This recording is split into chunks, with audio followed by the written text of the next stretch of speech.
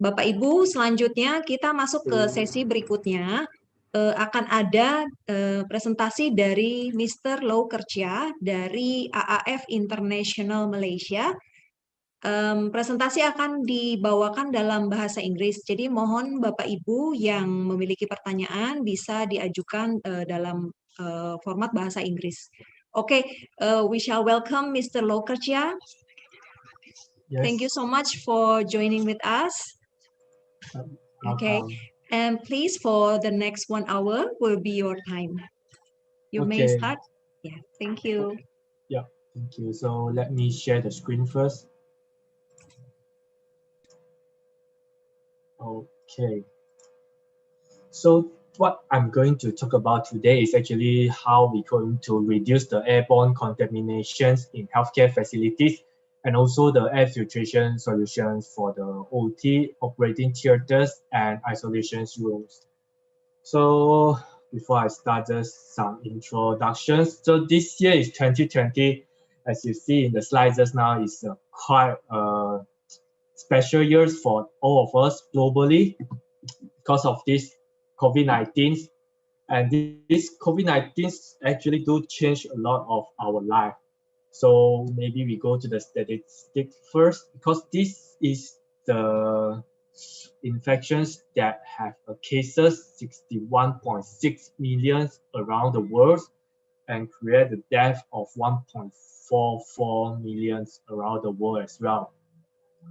So we all know we don't want the COVID-19 and we try to prevent it, and we feel that COVID-19 is something that bad, very bad, that we want to prevent.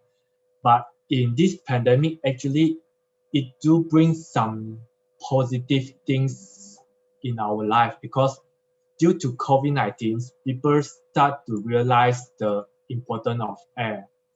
So as you can see in the slide, actually we do taking care of the water that we drink and the food that we eat. We want a healthy diet. So, but as you can see in the slide, we eat 1 kg of food per day and 2 to 3 kg of water daily only.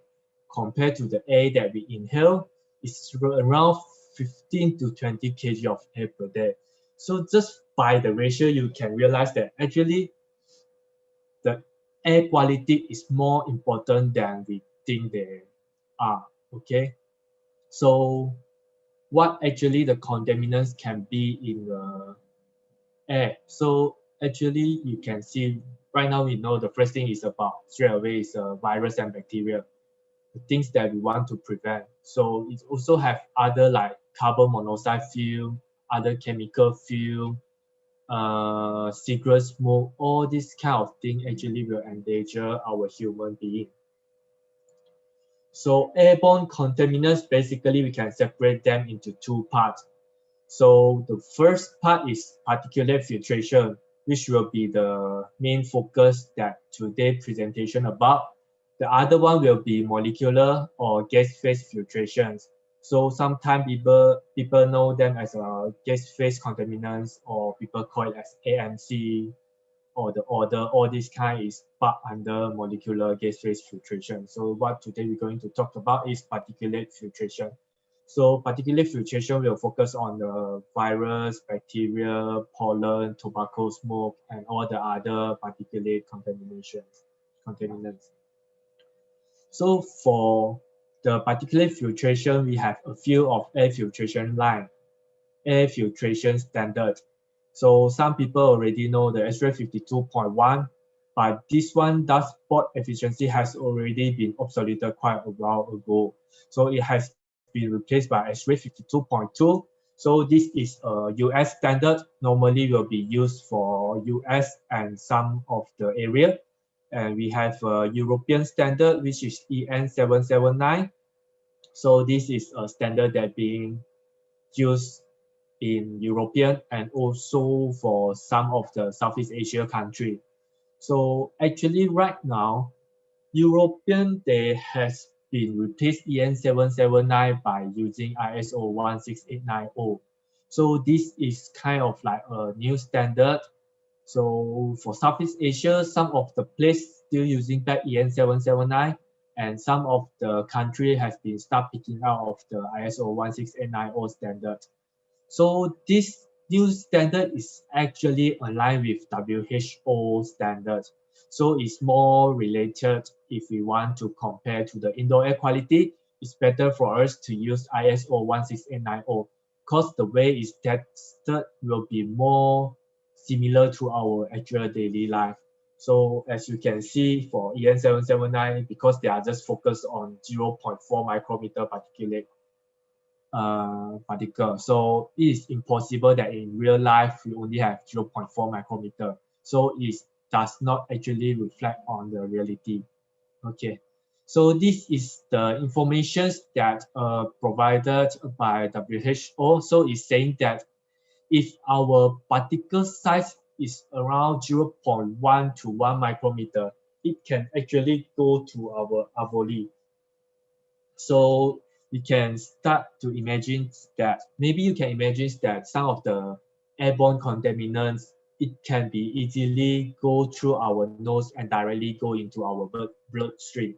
So indoor air quality or air quality is very important compared to the other because the amount that we inhale every day and it can go into our bloodstream as well. So actually, how are we going to choose a proper filter for maybe the hospital usage? So we go to the other guideline provided by Eurovan as well. So first thing, how are we going to choose the air filtration? First thing we must know is what is the outdoor air quality right now. So let's say outdoor air quality right now is very dirty. Like most of the time, the city we categorize it as outdoor air quality category 3.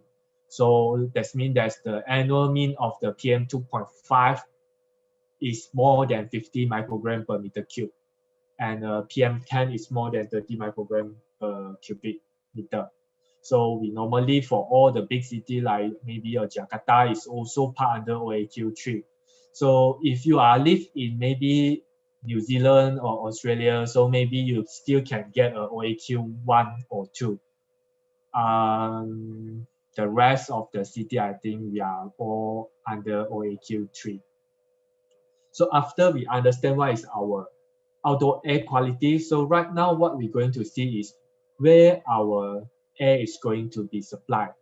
So because today our topic is more focused on the hospital, so for hospital, definitely we need to choose a supply category 1. So as you can read in the slide, it's saying for the application with high hygienic demand. So like for hospital, pharmaceutical, and all the other industrial, or the supply, even the supply air to the clean room. So it's supposed to be supply 1. So maybe for the room that permanent occupation, you can choose a supply 2, kindergarten, office, and all this kind of thing, and according until the rest is rooms without occupations will be supply number 5. So we know what is our outdoor air quality and what is the indoor air quality we are going to supply. So this is the table that help us to choose what is the filter efficiency according to ISO 16890. So you can go to Google online. This document is taken from a Euroburn 4/22. It's 23. So selection of EN ISO 16890. So it's basically teaching us how to select the filter based on outdoor air quality and indoor air quality that we want to select a proper filter efficiency. Okay, so just now we are saying that maybe we want to have a hospital in Jakarta. So the outdoor air quality is ODA 3. And for supply to the hospital, definitely is supply 1. So from here, we can know actually for our filter, we need to choose at least 90% of efficiency at PM1. So this is how are we going to choose our filter.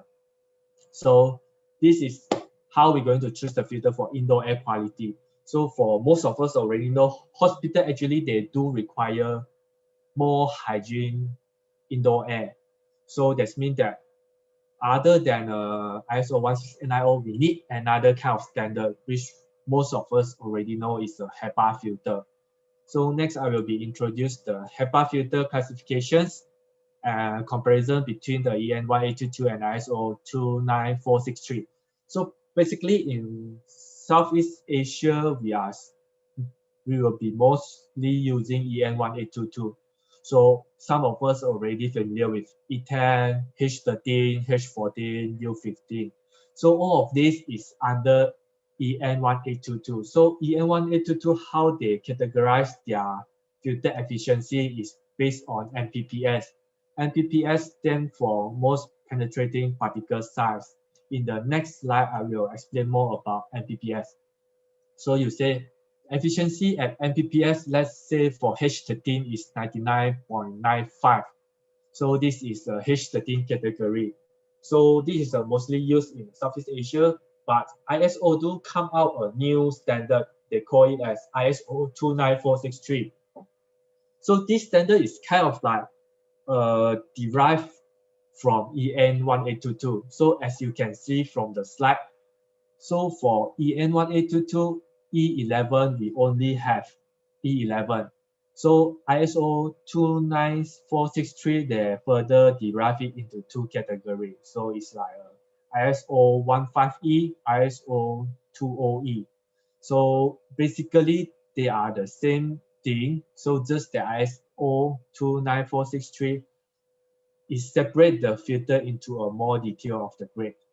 So let's say the ISO 15E is 95% at Mbps. So ISO 20E will be 99, more than 99% at Mbps. So this is the efficiency of HEPA filter standard. And what is the Mbps about? So as you can see in the slide, right now we're having a graph. So in the x-axis is actually a particle size, and for the y-axis is a filtration efficiency. So from the graph, actually you can see something is quite weird. We all agree that the larger the particle size, the easier the filter can capture the particle. So here is our common sense, and it is true at a certain point. So as you can see from the slide, higher the particle size, higher the efficiency, but it will keep on reducing according when you reducing the particle size until certain point. So that is the point that we call as MPPS. So when it's lower than the MPPS, when the particle size is very small, it will start to have some phenomena we call it as Brownian movement. So which is also follow the airflow, but it's kind of like a vibrate vigorously. So it will let it more easily collide with the particle with air filter fiber. So when it passes through the point of MPPS, it will increase the efficiency while you are reducing the particle size. Okay, so why MPPS is the most important point for HEPA filter? Because for HEPA filter, if we want to know the efficiency, it's better for us to take the MPPS so that we can make sure the rest of the particle size is higher than the lowest efficiency level. So for this example, maybe the lowest point over here is 99.9991. I would say it's roughly around 1. So here is the minimal efficiency it's going to have. The rest is higher than 99.9991%. So it will be safer if we measure the HEPA efficiency as the MPPS compared to the other one. Okay, so for example, let's say we think that we want 0.3 at 100%. So you can see here is nearly 100%, but actually the particle around 0.2 will easily pass through the HEPA filter at the 99.991%. So this is a higher grade of the filter. So just imagine that maybe you are using a E11 or a H13 filter. So it will be a large amount for the particle to penetrate the HEPA filter. Okay. So the next one, what we're going to look at is the air handling unit. So basically, this is the air handling unit configurations in hospital. So we will have a pre-filter, secondary filter, and a HEPA filter.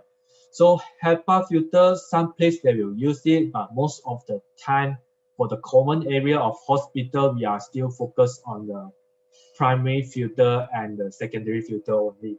So primary filter you can use like, let's say it's for the EN779 standard, everyone know it starts from G1 to G4. And for secondary filter normally we are using a F8 for example. So primary filter will be pleated panel filter, secondary filter will be a compact filter, or some of us will be familiar with a bag filter. So this is the filter that commonly used in the HEPA in the secondary filter.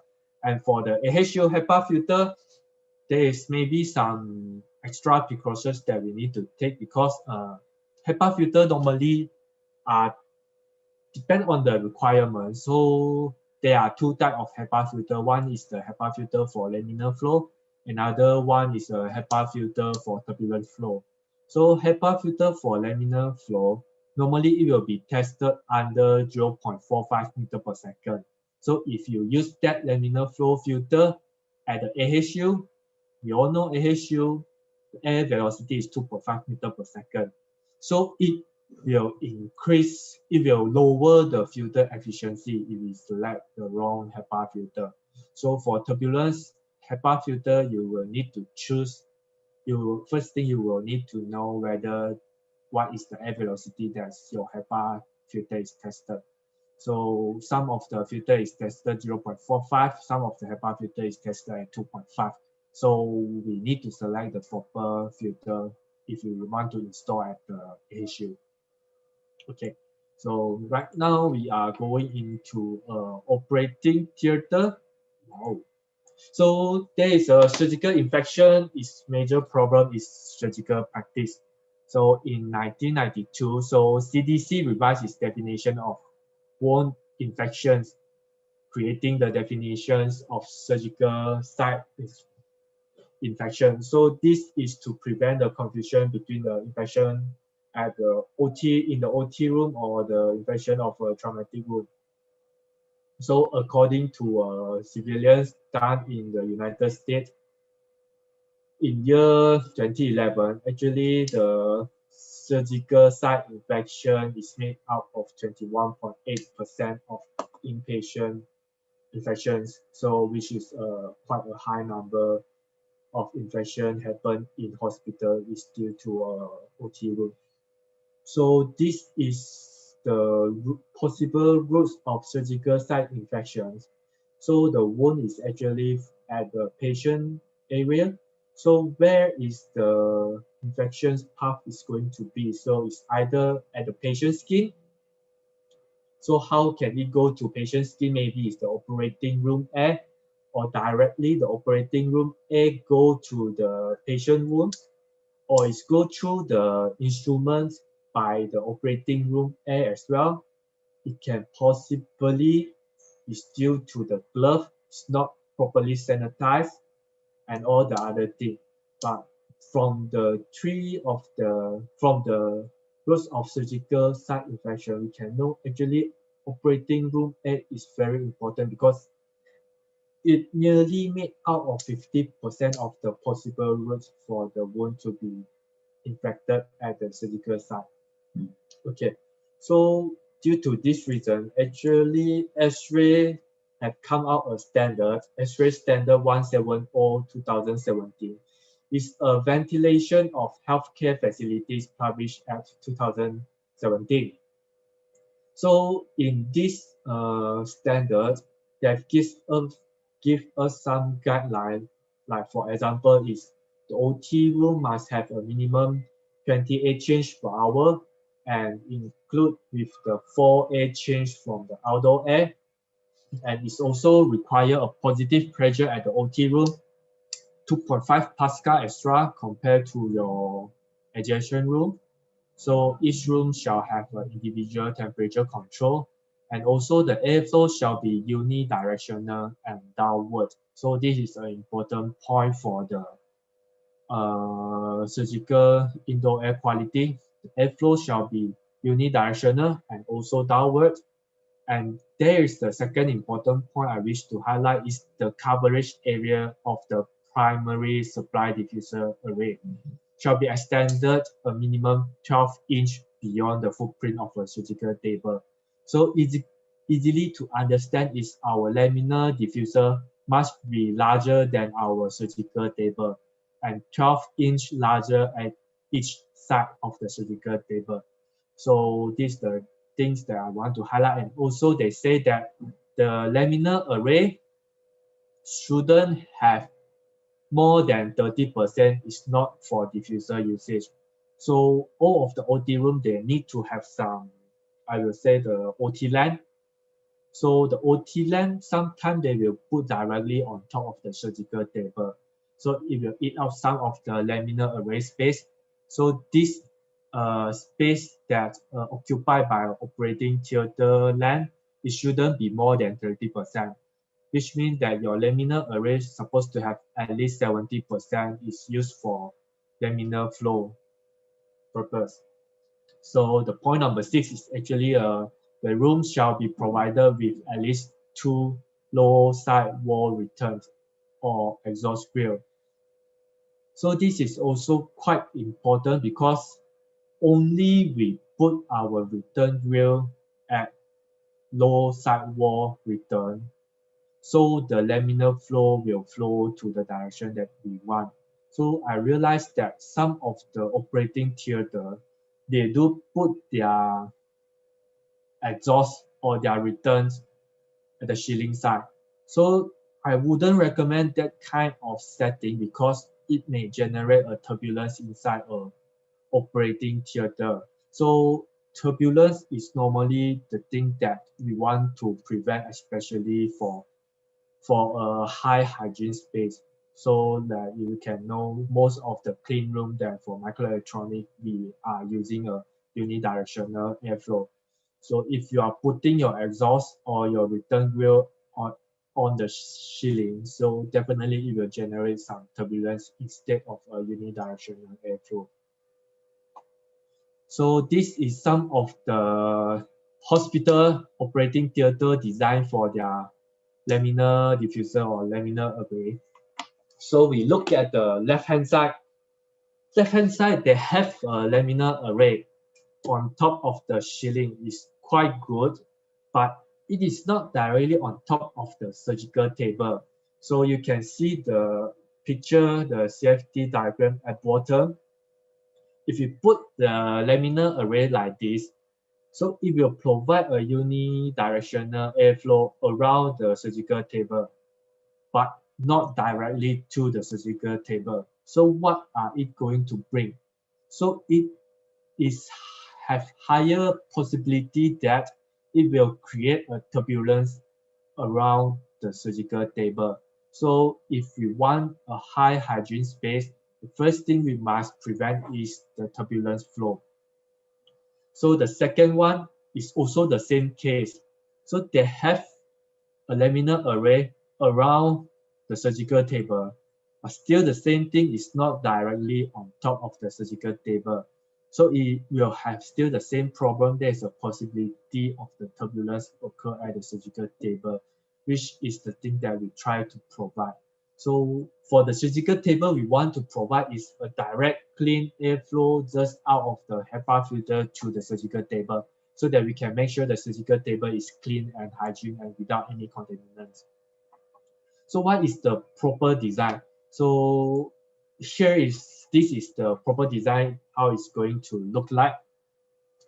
So like I said just now, this is the operating theater lamp. So it has some structure for him to hold the operating theater. We can easily move around it. So the rest of the place is used for laminar diffuser. So as you can see, this one is definitely have more than 70% is a laminar diffuser, and less than 30% is for operating theater LAN usage.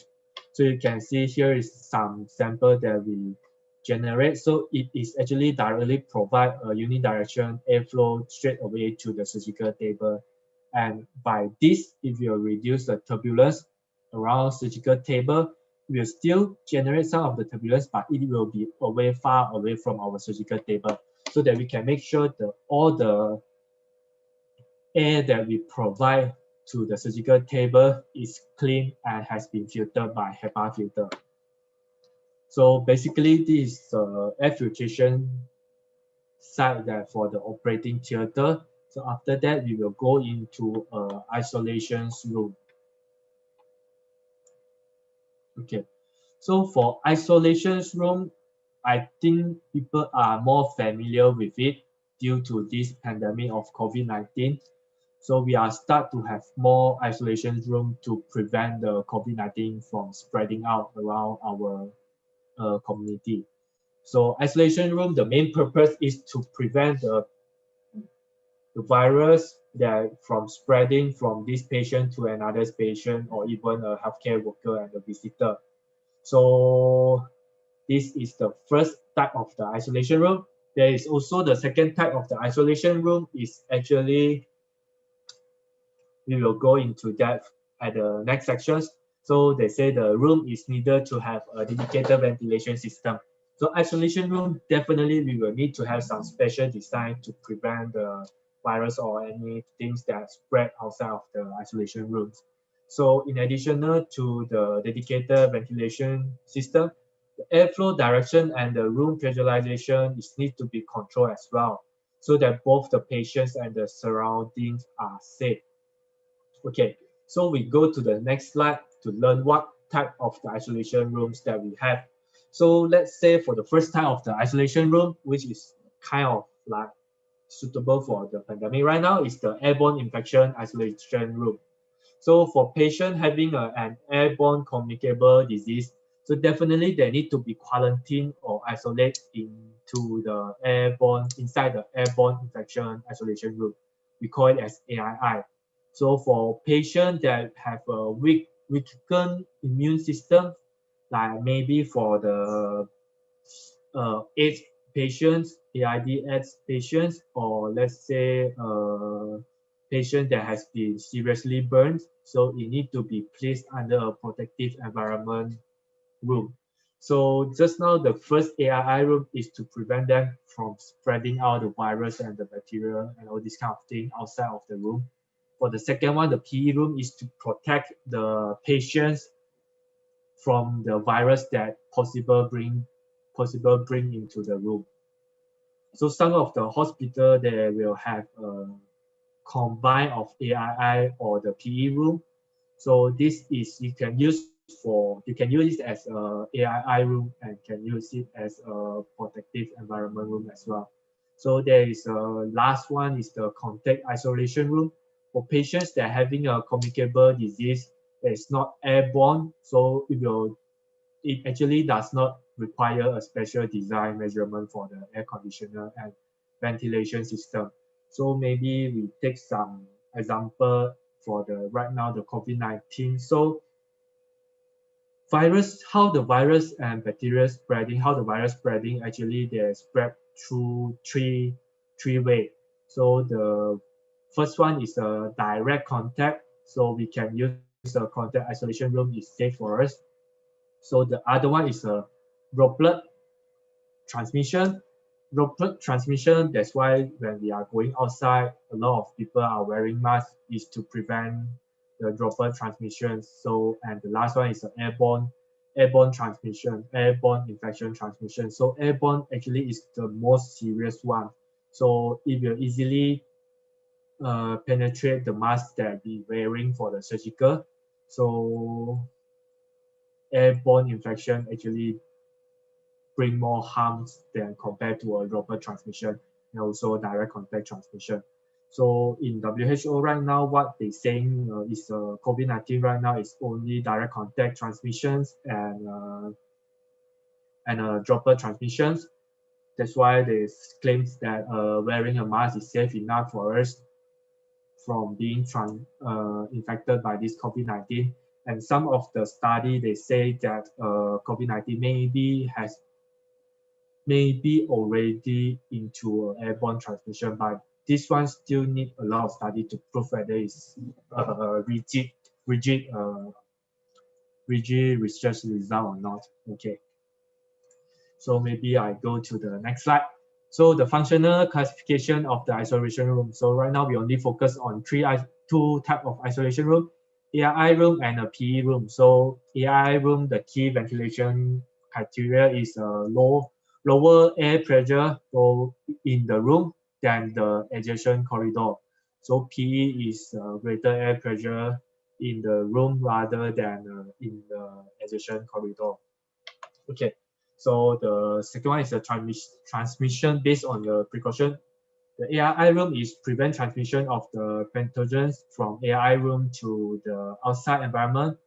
PE room is to prevent the outside environment to the immunosuppressed patients. So for example, ARI room normally is used to quarantine the patients that which have a TB or the what we call a chickenpox, H5N1 and SARS, all these kind of pathogens.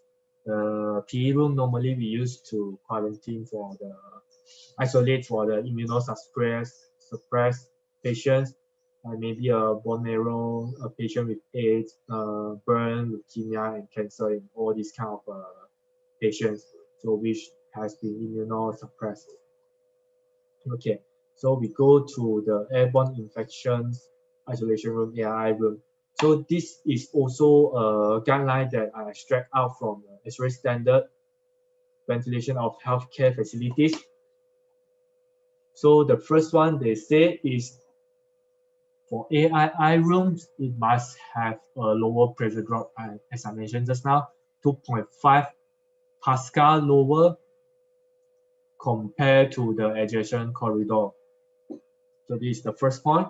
The second point is minimum 12 air change per hour, include minimum of 2 air change of outdoor air change per hour. So exhaust directly to outdoor. So this is quite special. I think maybe they need some update. So they say that the exhaust, we can directly exhaust it out to the outdoor environment. So 100% exhaust and not able to use for recycle. So let's say that if we want to recycle the air, definitely you will need an exhaust grill with a HEPA filter. So this is something is special, but I think most of the hospital right now, even though they exhaust directly to the outdoor, they will put a HEPA filter before they release out the, I will say the contaminants air as directly exposed to the outdoor environments.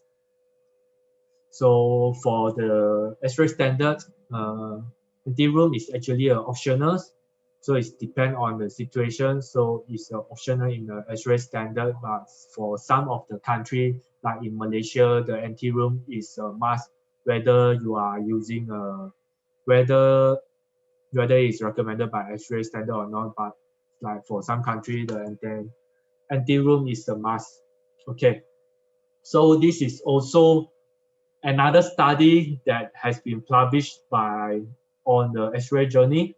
So it's also regarding the ARI room. So typical ventilation system for ARI room is they supply the air on ceiling, and they also return the air on the ceiling. So what is the problem on this? So it's clearly that the virus that or the airborne infection, the aerosol that generated by the patients is recirculate in the air. So anyone, even doctor or visitor, go into this ARI room, so they will have some high chance being infected by this aerosol generated by patients. So from this study, they say actually we should have some improved ventilation system for removal of the airborne contaminant. So let's say, for example, right now the supply air is still on the ceiling, but the return air is actually just beside the bed of the patient. So any aerosol that generated by the patients will directly being released into the exhaust system. So it won't recycle in the room. So actually this can reduce the possibility that the visitor or the doctor in the room being contaminated, being infected. So this is also the design that we should take care of. when we are going to design an airborne infections isolation room. So right now we go to a protective environment room. So this is a PE room, also based on a X-ray standard. So basically it will be the same thing, just the pressure is actually different. So the patient room pressure must be higher than adjacent corridor with a minimum 2.5 Pascal, so that it can prevent any virus or contaminants from coming into the patient room. So the other special thing is also, here is still the same thing, is the minimum 12 air change and include minimum 2 outdoor air change per hour. So the special thing about the protective environment PE room is they're saying that the supply air must be using HEPA filter. So that means we need to have a HEPA filter supply into the patient room. And this HEPA filter supply must be directly on top of the patient bed. So this is the things that difference from the AII room. So it also stated that the exhaust grill must be located near the door. So I believe this one is also a method to prevent the virus or any contaminants from getting into the room. So this is a standard, a guideline given by the ventilation of healthcare facilities. It's still the same, the empty room is optional. So the third one will be the combinations of AII and PE rooms. So for X-ray standard, it's still from the X-ray standard. So basically, there's only the additional things that they especially highlight in this standard for the combination of AII and PE rooms. First thing they highlight is saying that we must install a pressure gauge for the empty room and the corridor, and a pressure gauge for monitoring pressure drop across patient rooms, and also for the empty room. So this is the thing that they highlight with the combination of AII and PE rooms. So they also highlight the same thing, minimum 12 air change per hour, and include minimum 2 outdoor air change per hour. So the supply diffuser located above the patient bed, so it's still the same thing. And also the exhaust grill located near the door. So for here, the empty room is a must according to X-ray standard. So, and this empty room can be negative or positive pressure, but it must with a minimum 10 air change per hour. So the next one is actually a photo diagram that we're going to show is for us to better understanding. So this is the empty room that we are referring to. Some of the people will use a HEPA supply, but majority won't. And here is the patient room. So here is the exhaust grill as stated.